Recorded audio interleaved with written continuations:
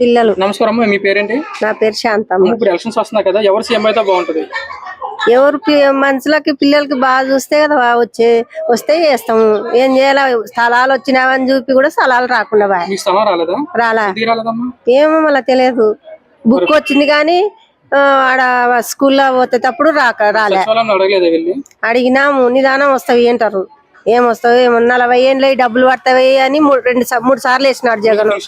ఇప్పుడు యాది లేదు, పింఛనేది లేదు. అబ్బా బాబు, తెలుగుదేశం ప్రభుత్వం వస్తాయి అనుకుంటున్నారా? మరి ఇలాంటివన్నీ వస్తాయి. అప్పుడు పోతేనే బాగుంటది అంటారు మంది. తెలుగుదేశం వచ్చినప్పుడు మీకు అన్ని వచ్చినాయా?